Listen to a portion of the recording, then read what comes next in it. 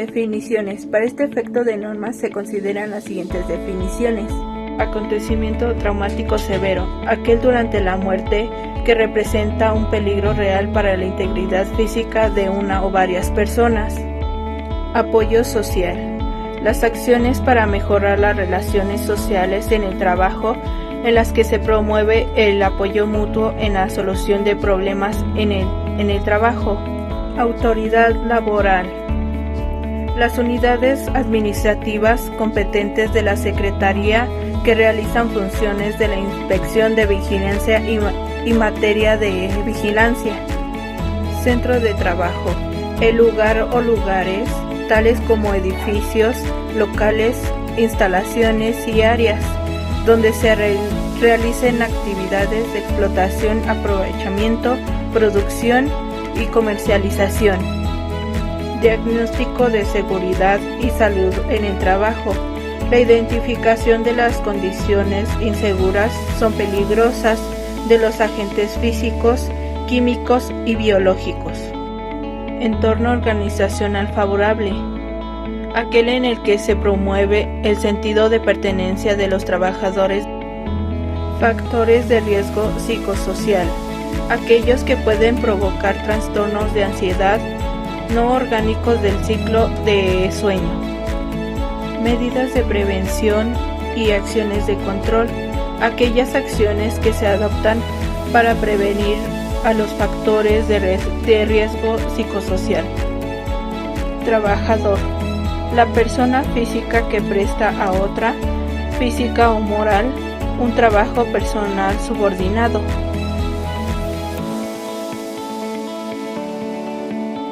¿Qué tal, compañeros? A mí me tocó la parte de las obligaciones del patrón. Las obligaciones del patrón son muy extensas, ya que toca puntos como identificar y analizar los factores de riesgo psicosociales, evaluar el entorno laboral, medidas para prevenir y controlar los factores de riesgo psicosocial, identificar a los trabajadores que han tenido algún trauma o algún problema psicológico.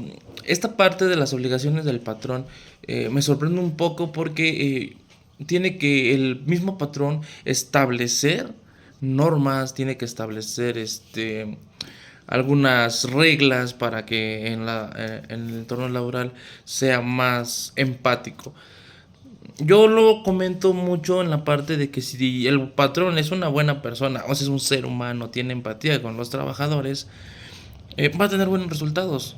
Incluso castigar al ver si tenemos un compañero de trabajo que le está haciendo bullying, que lo maltrata, que le grita, todo ese tipo de cosas, castigar a ese tipo de personas para evitar todo este problema.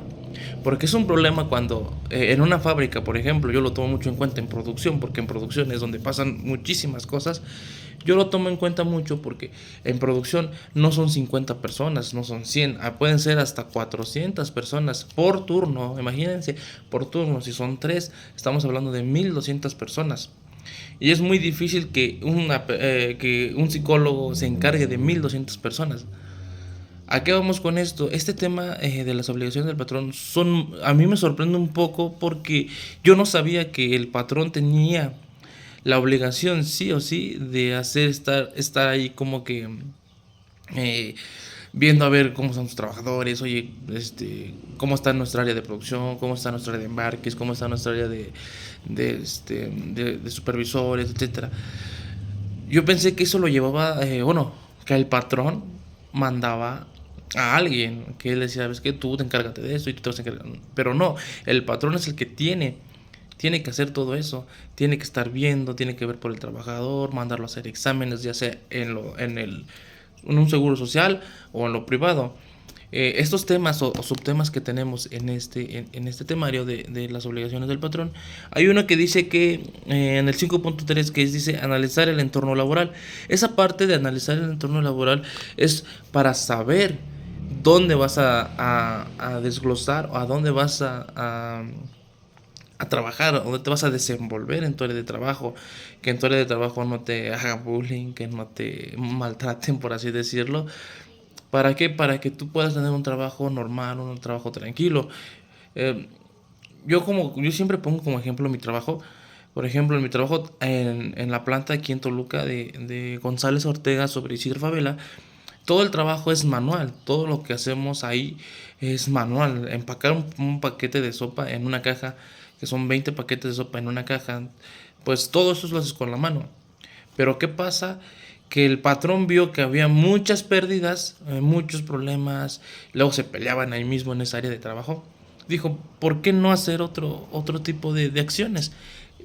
Tengo la fortuna de pertenecer a la nueva planta que está en Palmillas, que es donde ya todo lo que hacíamos manualmente lo hace una máquina y nosotros nada más estamos operando una máquina.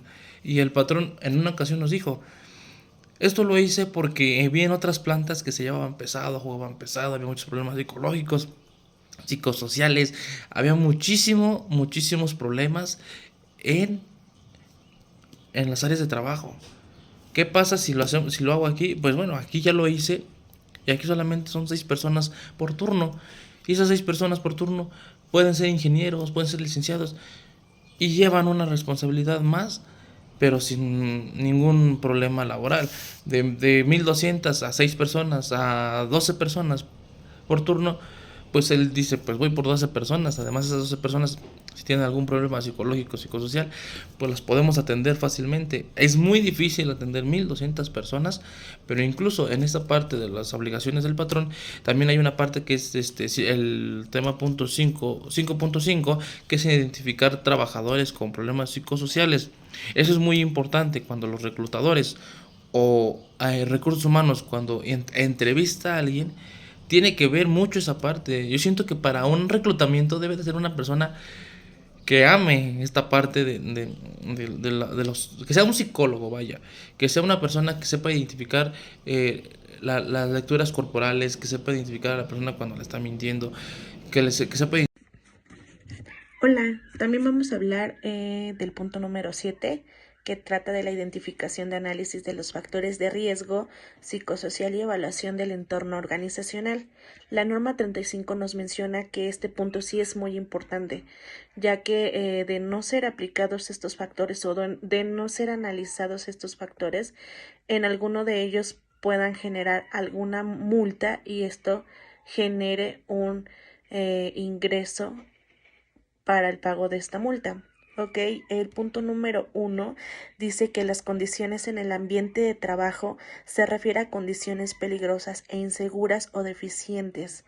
¿De qué se trata esto? Por ejemplo, si en el área de trabajo en el que tu trabajador se encuentre, estamos hablando de una máquina. Si esa máquina no la revisaron, si esa máquina no le hicieron algún mantenimiento preventivo, pueda generar algún accidente hacia el trabajador porque no se ha realizado un mantenimiento como tal.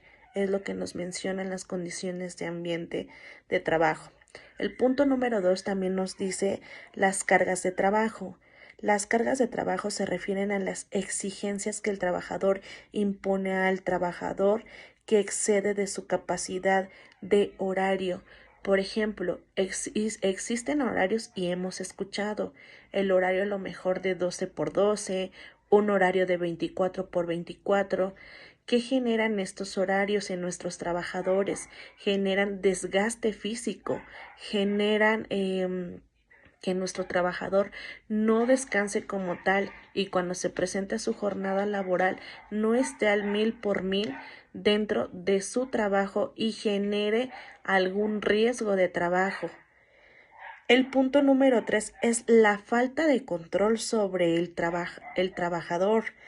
El control sobre el trabajo es la posibilidad que tiene el trabajador para influir y tomar decisiones en la realización de sus actividades. Por ejemplo, era lo que mencionábamos en el punto anterior, pero este menciona más que las posibilidades, me refiero a que si no están las áreas aptas para trabajar en el turno, esto puede generar un descontrol y manejo de cambio. Es lo que nos menciona el punto número 3. Punto número 4. Liderazgo negativo y relaciones negativas en el trabajo.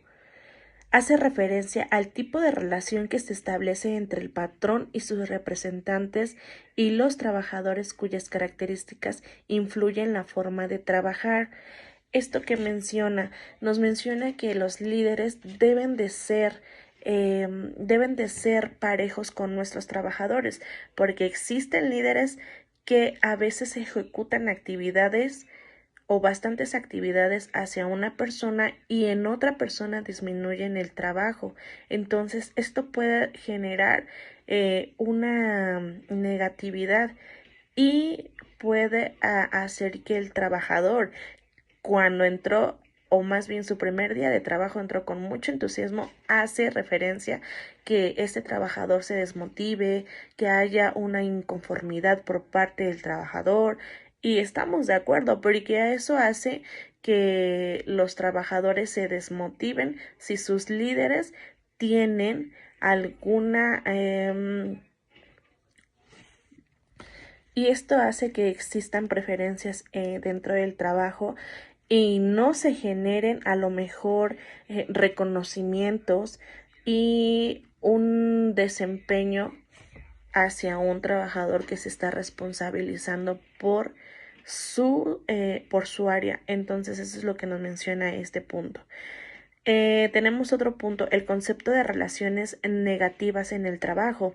Se refiere a la interacción que se establece en el contexto laboral y abarca aspectos como la imposibilidad de interactuar con los compañeros de trabajo.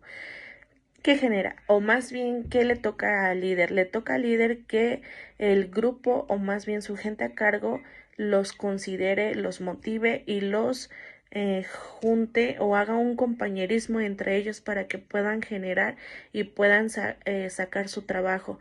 ¿Por qué? Porque si no hace esto el líder, esto puede generar imposibilidades y que haya inconformidades, haya desfavorecismo, ¿cómo se podría decir esa parte?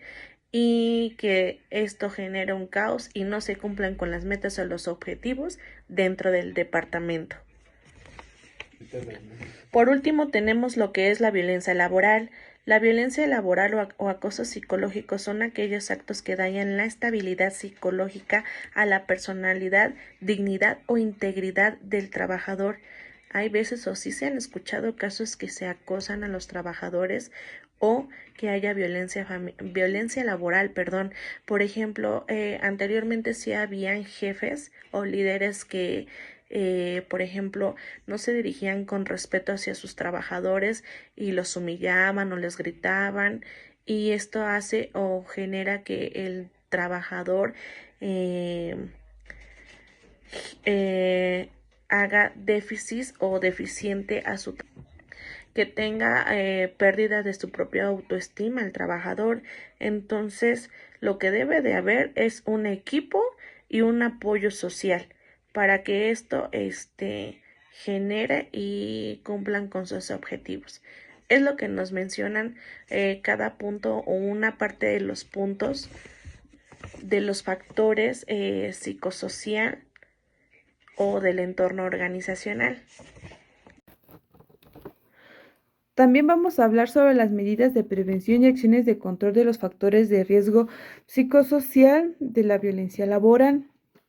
Algunas de las medidas de prevención son promover una cultura de respeto y tolerancia, fomentar un ambiente de trabajo respetuoso y libre de discriminación, capacitación en habilidades sociales y emocionales, proporcionar capacitación a los empleados sobre habilidades sociales y emocionales como la comunicación efectiva y el manejo del estrés.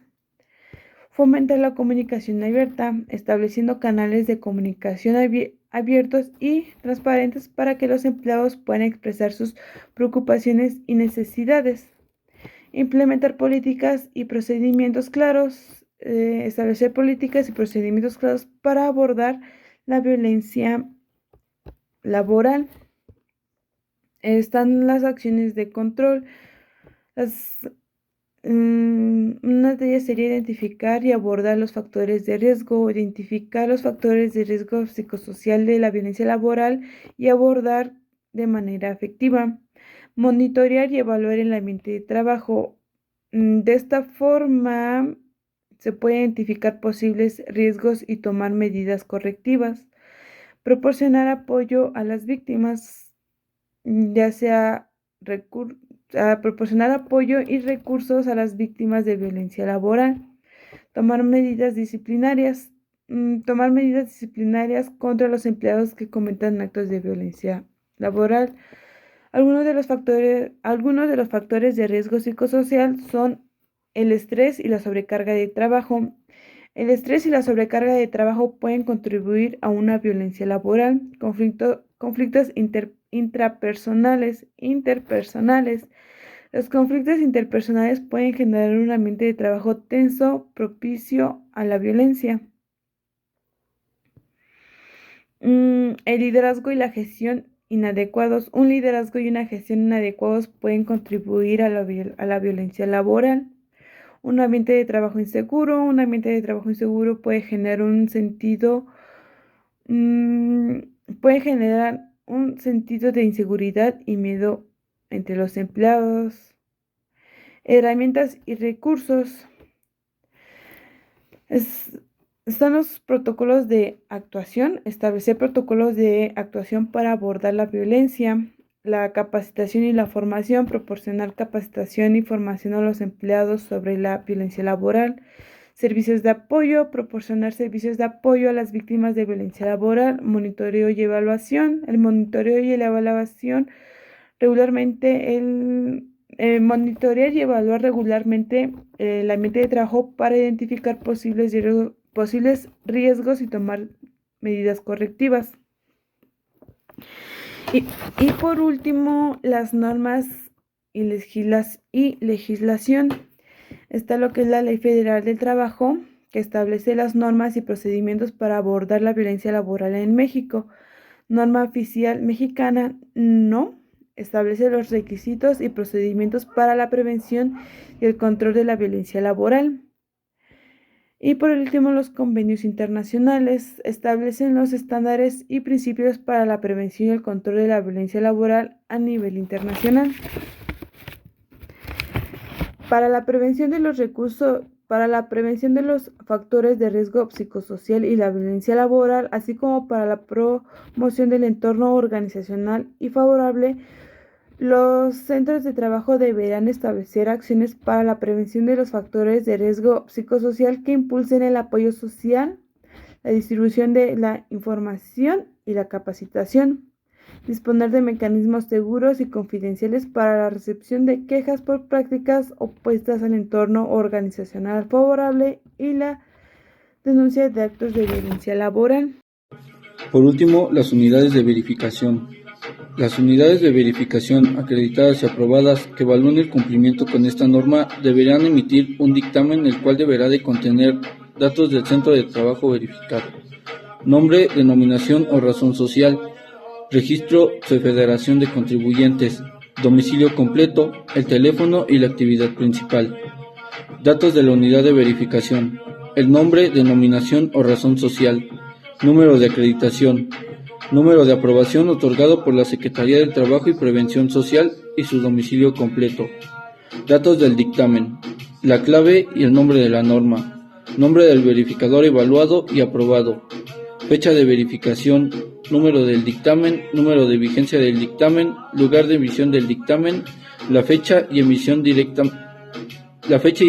dictamen y número del registro del dictamen emitido por la Secretaría del Trabajo y